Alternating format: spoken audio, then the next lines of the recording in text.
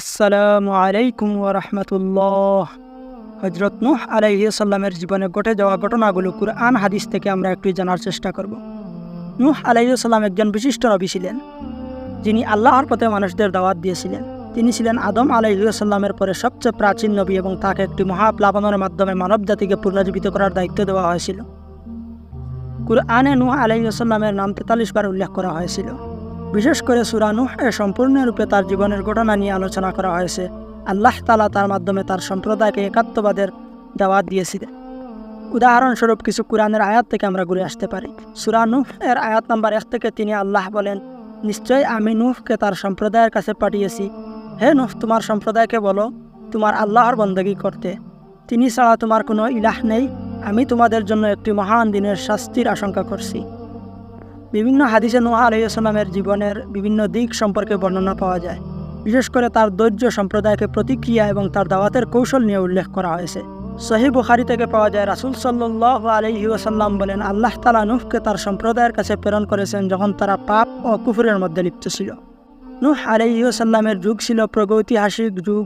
তার সম্প্রদায় ছিল পৌত্তলিক এবং বিভিন্ন ধরনের অমানবিক ও অবৈধ কাজে লিপ্ত ছিল। নূহ আলাইহিস সালামের প্লাবনের সময়ের সম্পর্কে বিভিন্ন মত রয়েছে, কিন্তু অধিকাংশ ইতিহাসবিদরা বিশ্বাস করেন যে এটি ছিল প্রাচীন ঘটনা, যা প্রায় 10,000 বছর আগে ঘটেছিল। বিজ্ঞানীরা নূহ আলাইহিস সালামের প্লাবনের বিভিন্ন প্রমাণ ও তত্ত্ব নিয়ে গবেষণা করেছেন। প্লাবনের প্রমাণ মেসোপটেমিয়া এবং অন্যান্য অঞ্চলে প্লাবনের প্রমাণ পাওয়া গেছে। নৌকার আকৃতি ও কাঠামো গবেষণাকার বিভিন্ন আর্কোলজিক্যাল খনন করে প্রমাণ খুঁজে পেয়েছেন, যা কুরআনে বর্ণিত সাথে নৌকার সাদৃশ্যপূর্ণ। সুবহানাল্লাহ। নূহ আলাইহিস সালামের জীবন থেকে আমরা ধৈর্য, বিশ্বাস, আল্লাহর প্রতি আনুগত্যের শিক্ষা পাই। বিশ্বাস, প্রতিকূল পরিস্থিতিতে আল্লাহর প্রতি অবিচল বিশ্বাস রাখা। নূহ আলাইহিস সালামের জীবন থেকে আমরা যে শিক্ষা গ্রহণ করি তা আমাদের বর্তমান জীবনে অত্যন্ত প্রাসঙ্গিক। তার ধৈর্য, বিশ্বাস আমাদের জন্য একটি প্রেরণা। নূহ আলাইহিস সালামের জীবনে প্রচার মুসলিম ইতিহাস অন্যতম গুরুত্বপূর্ণ অধ্যায়। তিনি ছিলেন আল্লাহর একজন প্রেরিত নবী, যিনি তার সম্প্রদায়কে সত্যপথে আহ্বান জানানোর জন্য একান্তভাবে প্রচেষ্টা চালিয়েছেন। তার প্রচার কাজের সময়কাল ছিল দীর্ঘ অনেক। নূহ আলাইহিস সালামের জন্ম এবং তার প্রাথমিক জীবন সম্পর্কে কুরআন বা হাদিসে সরাসরি কোনো বিবরণ পাওয়া যায়নি। তবে ইসলামী ঐতিহ্যে বিশ্বাস করা হয় যে তিনি আদম আলাইহিস সালামের পরে দুনিয়ার মানুষের জন্য প্রেরিত প্রথম নবী। আল্লাহ তাকে তার সম্প্রদায়ের মাধ্যমে পাপাচার ও অবিশ্বাস দূর করার জন্য প্রেরণ করেন।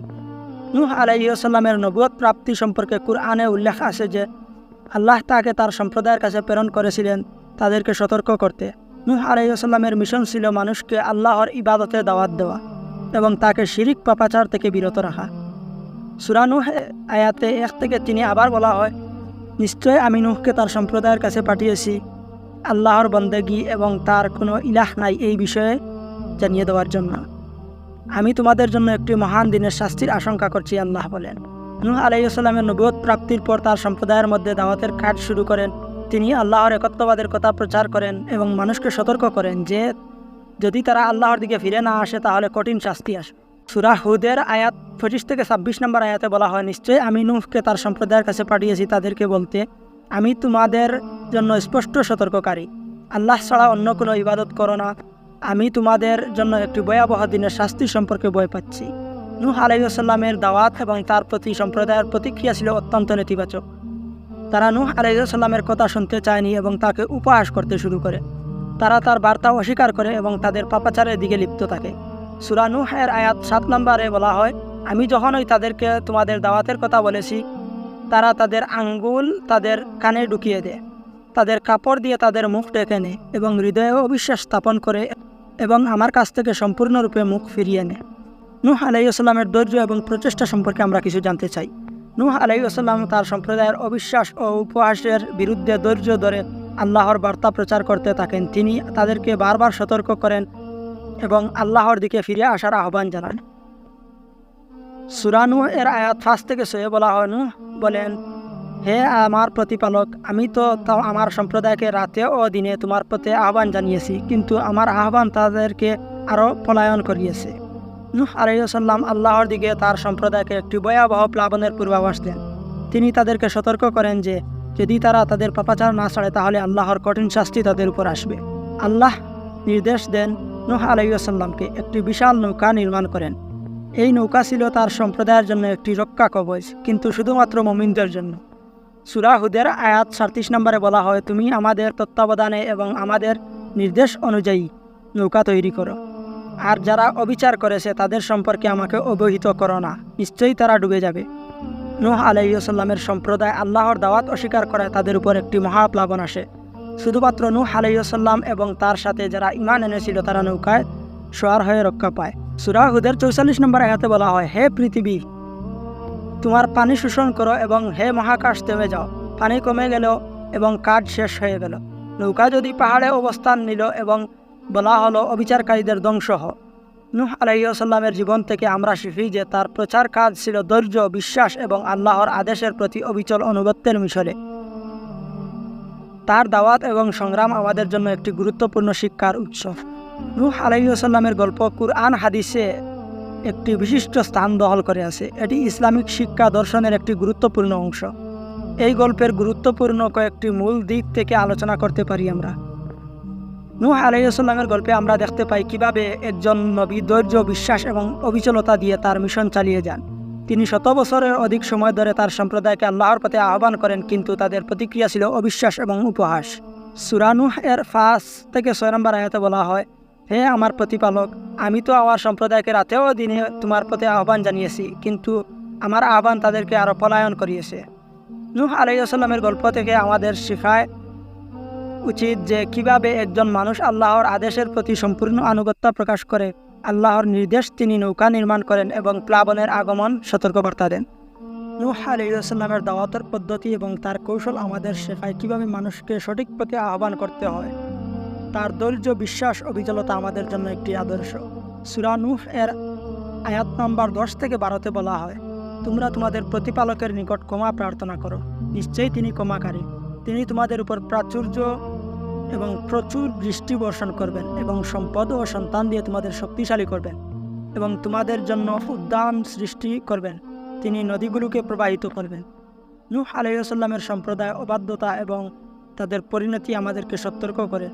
আল্লাহর আদেশ অমান্য করা এবং পাপাচারে লিপ্ত থাকার ফলস্বরূপ তারা একটি মহাপ্লাবনের শিকার হয়।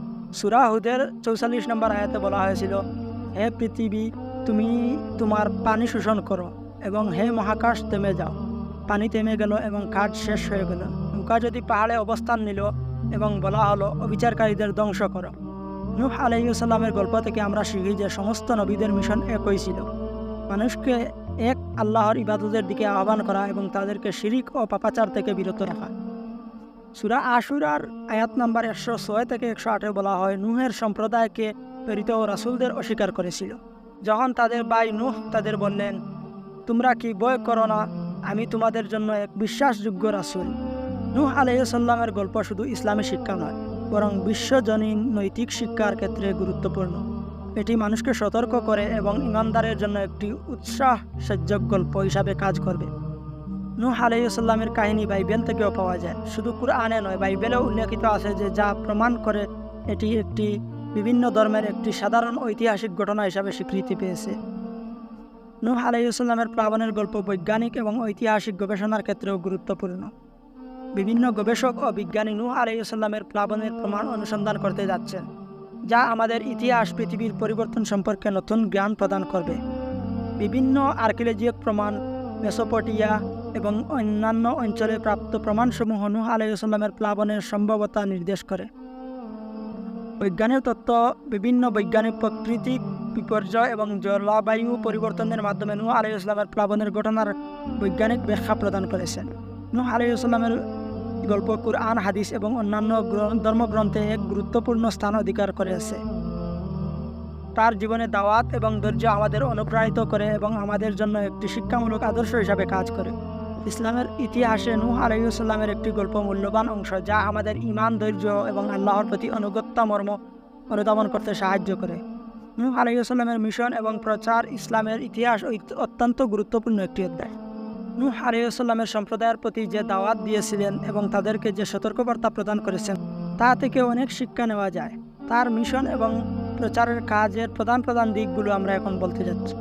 নূহ আলাইহিস সালামের প্রধান মিশন ছিল তার সম্প্রদায়কে এক আল্লাহর ইবাদতের দাওয়াত দেওয়া এবং তাদেরকে শিরিক ও পাপাচার থেকে ফিরিয়ে আনা। সূরা নূহ এর আয়াতে প্রথমে বলা হয়েছিল 1 থেকে 3, নিশ্চয়ই আমি নূহকে তার সম্প্রদায়ের কাছে পাঠিয়েছি, বলো তোমরা আল্লাহর বন্দেগী করো, আল্লাহ ছাড়া তোমাদের কোনো ইলাহ নেই, আমি তোমাদের জন্য একটি মহান দিনের শাস্তির আশঙ্কা করছি। নূহ আলাইহিস সালামের সম্প্রদায়কে এক আল্লাহর ইবাদতের দিকে আহ্বান জানান এবং তাদেরকে সতর্ক করেন যে আল্লাহর আদেশ অমান্য করলে কঠিন শাস্তি নেমে আসবে। সূরা আল মুমিনের আয়াত 23 থেকে 24 বলা হয়, নিশ্চয়ই আমি নূহকে তার সম্প্রদায়ের কাছে পাঠিয়েছি, তিনি বলেন, হে আমার সম্প্রদায়, আল্লাহর ইবাদত করো, তিনি ছাড়া তোমাদের কোনো ইলাহ নেই, তাকে তোমরা ভয় করো। নিশ্চয় আমি নূহকে তার সম্প্রদায়ের কাছে প্রেরণ করেছি এবং তিনি তাদের মাধ্যমে 50 কম 1000 বছর ছিলেন। অতঃপর মহাপ্লাবন তাদের গ্রাস করল, কারণ তারা জালিম ছিল, এবং আমি তাকে নৌকার যাত্রীদের উদ্ধার করেছিলাম এবং ওকে বিশ্বাসীর জন্য নির্দেশ করেছিলাম। নূহ আলাইহিস সালামের মিশন এবং প্রচার কাছ থেকে আমরা অনেক শিক্ষা পাই। তার ধৈর্য, অবিচলতা এবং বিশ্বাস আমাদের অনুপ্রেরণায় উৎসাহিত করে। নূহ আলাইহিস সালামের নৌকা এবং প্লাবনের ঘটনা কুরআনে বিশদভাবে বর্ণিত রয়েছে। এই ঘটনাটি মানব ইতিহাসের একটি গুরুত্বপূর্ণ অংশ হিসাবে বিবেচিত হয়। কুরআন ও বিভিন্ন সূরা আয়াত থেকে নূহ আলাইহিস সালামের নৌকা প্লাবনের বিস্তারিত আলোচনা এখন আমরা করতে যাচ্ছি। নূহ আলাইহিস সালামের দাওয়াত এবং সম্প্রদায়ের প্রতিক্রিয়া কী ছিল? নূহ আলাইহিস সালামের সম্প্রদায় আল্লাহর ইবাদতের দাওয়াত দিয়েছিলেন এবং তাদেরকে শিরিক ও পাপাচার থেকে বিরতার নির্দেশ দিয়েছিলেন। তবে তারা সম্প্রদায় এবং আহ্বান প্রত্যাখ্যান করে এবং তাকে উপহাস করতে থাকে। আল্লাহ নূহকে একটি বিশাল নৌকা নির্মাণের আদেশ দেন, যা তার অনুসারীদের প্লাবন থেকে রক্ষা করবে। সূরা হুদের আয়াত নম্বর 37 বলা হয়, তুমি আমাদের তত্ত্বাবধানে এবং আমাদের নির্দেশ অনুযায়ী নৌকা তৈরি করো, আর যারা অবিচার করেছে তাদের সম্পর্কে আমাদের অবহিত করো না। নৌকা প্রস্তুত হওয়ার পর আল্লাহ নূহ আলাইহিস সালামকে নির্দেশ দেন যাতে তিনি পরিবার ও অনুসারীদের নিয়ে নৌকায় সওয়ার হন।